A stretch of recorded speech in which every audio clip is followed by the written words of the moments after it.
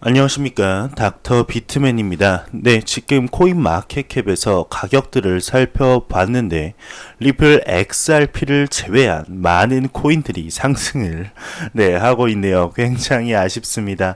그렇다고 XRP에 지금 안 좋은 소식이 있느냐? 아닙니다. 오히려 좋은 소식이 나옴에도 불구하고 가격이 하락하고 있는데 참으로 안타깝지 않을 수가 없습니다. 비트코인 1%, 이더리움은 0.6%로 라이트코인하고 이오스도 0. 몇 퍼센트 정도 이렇게 횡보한다고 볼 수 있는데요. 네, 그 와중에 비트코인 캐시 같은 경우는 현재 6% 정도 상승하는 모습을 볼 수가 있습니다. 네, 이러한 암호화폐 횡보 및 조그마한 상승이 암호화폐 대상승장의 발판이 되었으면 좋겠습니다. 네, 그러면 제가 준비해온 소식으로 바로 넘어가도록 하겠습니다. 리플 X 래피드에 관한 소식인데, 리플의 X 래피드를 통해서 $1000를 2센트 정도의 수수료밖에 안 들고 송금을 했다라는 소식입니다. 네, 리플의 지불 공급자 및 금융기관을 위한 X 래피드 솔루션은 유동성 비용을 최소화하면서 고객 경험을 개선할 수 있는 이점을 제공한다며 XRP를 활용함으로써 엑스래피드는 신흥시장으로의 지불에 일반적으로 해당되는 전 세계 기금 현지 계정의 형태로 유동성에 대한 자본 요구 사항을 극적으로 낮춘다고 합니다. 네, 교차 국경 지불을 위한 가장 XRP 집중적 제품은 현재 엑스래피드죠. 여러 회사에서 사용되고 있다고 하는데요. 네, 많은 분들이 아시겠지만 다시 한번 여기 나와서 언급해 드립니다. 쿠알릭스, 머큐리 FX, ID, 카탈리스 코퍼레이트, 페더럴 크레딧 유니온, 샌드프렌드 유로 엑심, 그리고 SBI 홀딩스, 캠브리지 FX, 머니그램, 웨스턴 유니온, 비아메리카, 트랜스페이고 등이 있다고 하네요. 네, 그러면서 올해 초 리플의 CEO 빵형이 인터뷰에서 몇 달 전만 해도 언론에서는 아무도 XRP를 사용하지 않을 것이라고 언급했지만 이는 좋은 회의적인 헤드라인을 만들어냈다며 오늘날 사람들이 XRP를 사용하기 시작하면서 더 빠르고 저렴해졌다, 이렇게 얘기를 하고 있네요. 네, 엑스래피드는 리플의 서포터인 이게 한 트위터가 최신 정보를 공유함으로 돈을 이체하는 데 드는 매우 저렴한 비용을 얘기를 하면서 비용 절감에 효과가 좋다. 그러면서 지금까지는 중소기업과 소수의 은행만이 국경 간 지급을 제공하기 위해 이를 사용하고 있지만 갈링하우스는 은행들이 엑스래피드를 2019년 말까지 사용하기 시작할 것이라고 확신한다고 얘기를 하면서 이렇게 팩트에 XRP를 포함한 13개의 블록체인 지원 이런 부제도 있는데 크게 중요한 건 아니어서 넘어가도록 하겠습니다. 네, 정말 빵형의 말처럼 엑스래피드가 2019년까지 많은 은행들이 사용이 될 것으로 저도 개인적으로는 예상이 듭니다. 지금 일주일에 적어도 4개 이상의 파트너십을 체결하는 모습을 보게 되면 정말 빵형의 말이 이렇게 과장된 것은 아니구나 하는 개인적인 생각이 듭니다.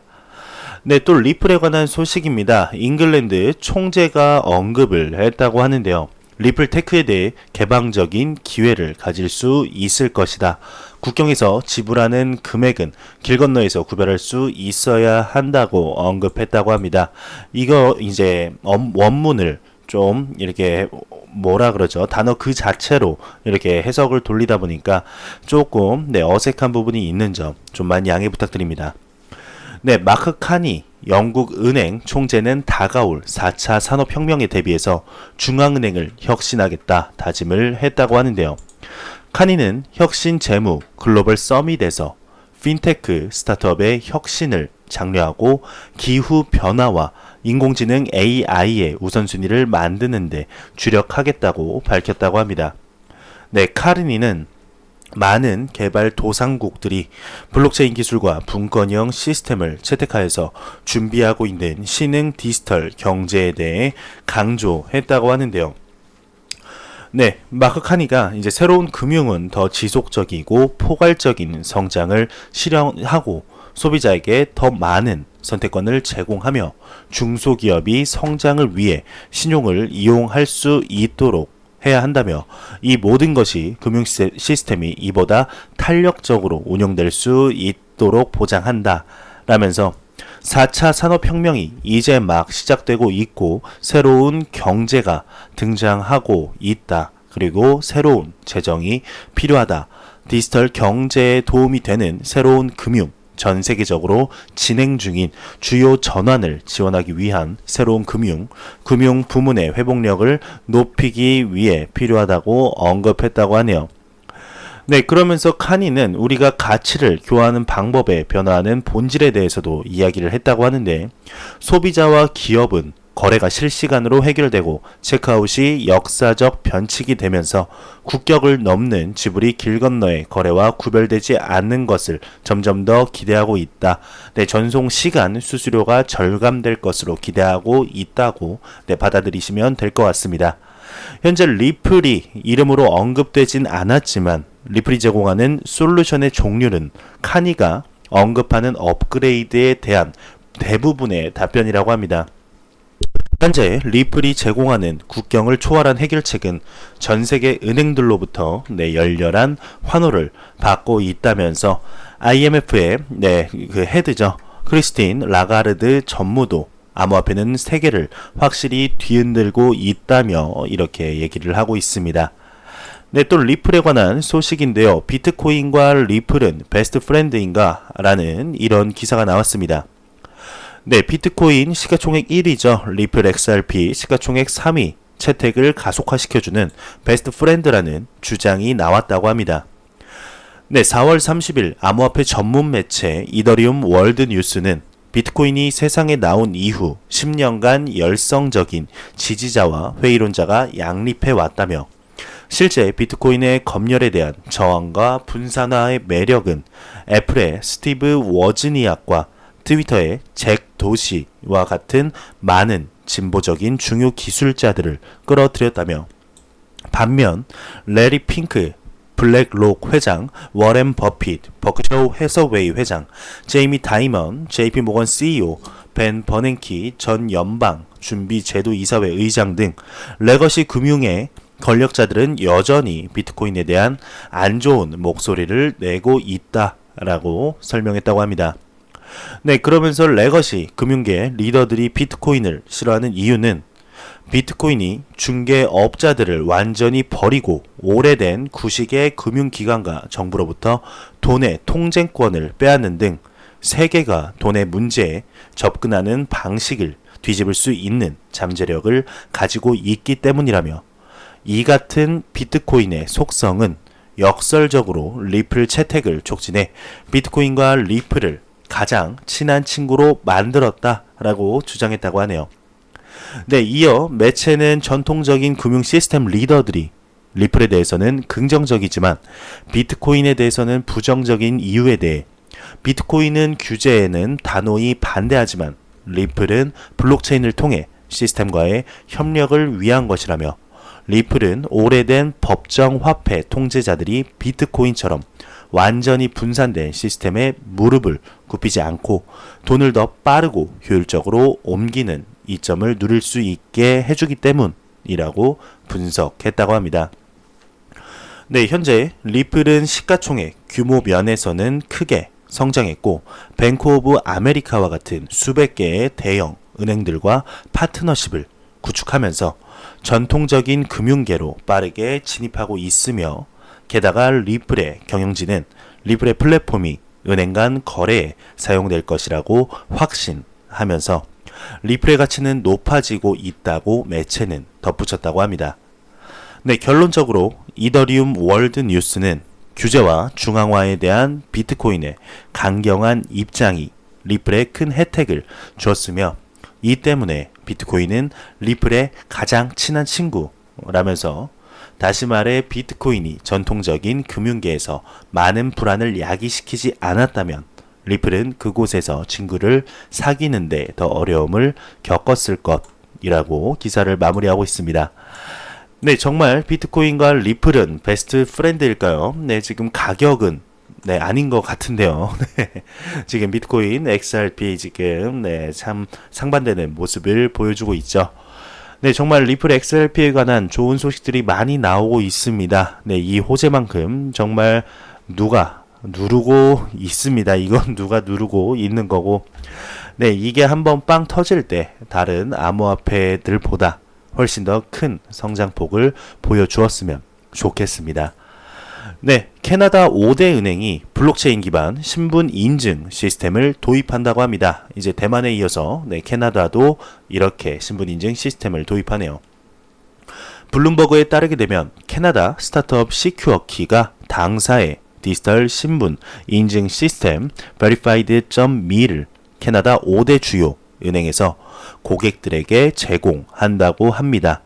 이 5개 은행은 캐나다 왕립은행, 토론토 도미니언 은행, 캐나다 임페리얼 상업은행, 스코샤은행, 데자르댕 그룹이라고 합니다. 또한 그 외 몬트리올 은행과 캐나다 국가은행도 해당 시스템을 곧 도입할 예정이라고 하네요. 네, 다음 소식입니다. 미국 설문조사 결과 젊은 세대의 20%가 비트코인을 보유한다고 응답했다고 합니다. 최근 미국 성인들의 비트코인에 대한 전반적인 심리에 대한 연구가 실시되었다고 하는데요. 해리스 여론조사소는 블록체인 캐피탈을 대표하여서 2,000명 이상의 사람들을 대상으로 설문조사를 실시했는데 인지도와 도입이 증가하고 있다는 것을 발견했다고 합니다. 네, 상승세가 가속되기 시작한 2017년 10월이죠. 같은 팀이 비슷한 연구를 수행했는데 2018년 약세장 시장에도 불구하고 이 자료는 특히 비트코인이 젊은 세대들 사이에서 여전히 인기 있는 현상임을 보여준다고 합니다. 비트코인에 대해 들어본 사람들의 비율은 현재 89%로 18개월 전 마지막 조사가 실시된 이후 10% 이상 증가했다고 하고 65세 이상의 사람들과 나이가 가장 많은 연령대의 사람들에게는 어린 연령층보다도 인지도가 낮기 때문에 연령 통계, 인구 통계에는 거의 차이가 없다고 합니다. 친숙함에 대해서는 응답자 중 평균 43%가 그들이 최소한 상위 암호화폐에 대해 어느 정도 익숙하다고 주장했는데 예전에는 30%에 불과하다고 했네요.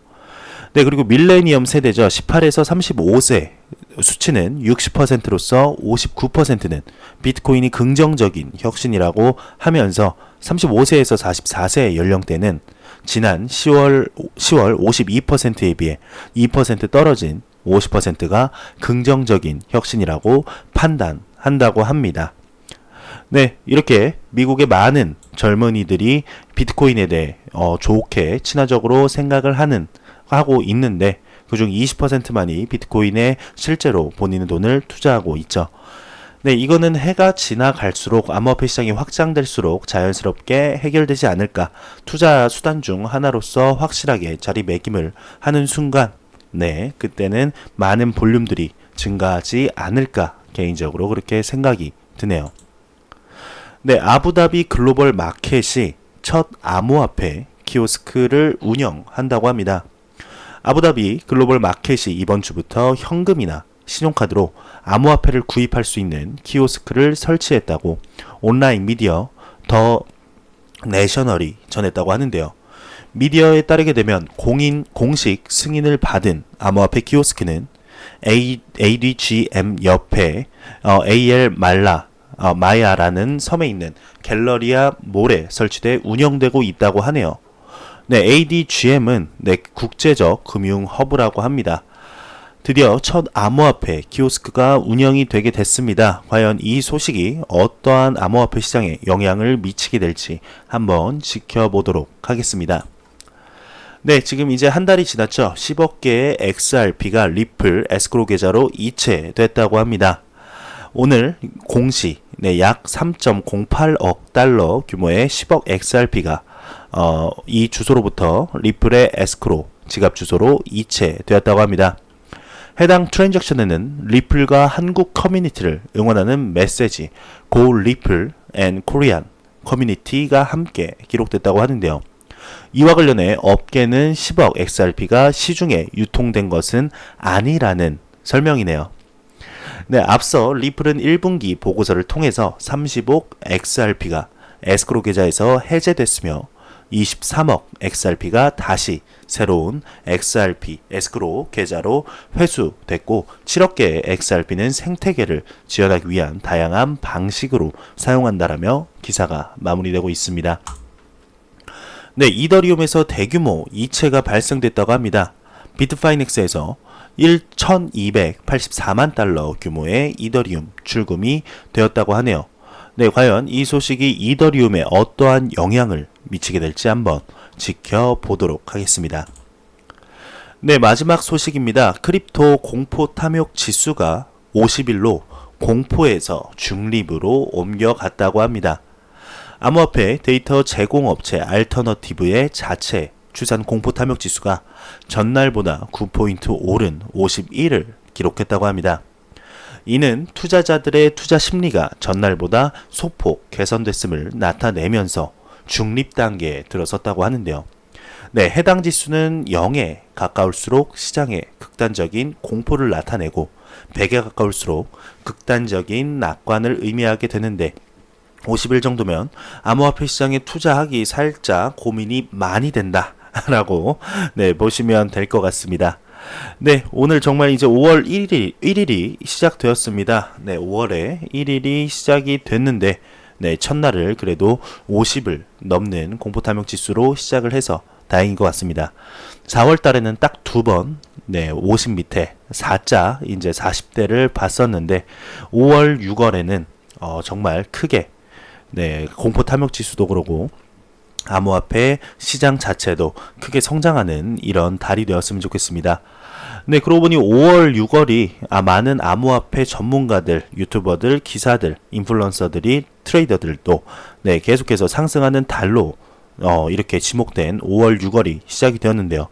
과연 그들의 그 예상처럼 정말 상승이 있을지, 여태까지 보지 못한 상승 랠리가 찾아오게 될지, 아니면 반대로 거꾸로 땅바닥으로 이렇게 빠르게 내려가게 될지, 아니면 아무 일도 없다는 듯이 그냥 흘러가게 될지 한번 지켜보도록 하겠습니다. 네, 제가 준비해온 소식은 여기까지입니다. 영상이 도움이 되셨다면 구독과 좋아요 그리고 광고 한 편만 처음부터 끝까지 시청해 주시기 바랍니다. 이 채널은 오직 광고 수익으로 운영이 되게 됩니다. 네, 항상 영상 시청해주시는 시청자분들, 구독자분들, 응원의 댓글 남겨주시는 분들 너무너무 감사합니다. 한 분 한 분 정말 너무 감사하고 항상 노력하는 유튜버 닥터 비트맨이 되도록 하겠습니다. 여러분들은 라디오 듣듯이 편하게 들어주시기 바랍니다. 암호화폐 정보는 제가 모으겠습니다. 저는 다음 영상으로 찾아뵙도록 하겠습니다. 지금까지 닥터 비트맨이었습니다. 감사합니다.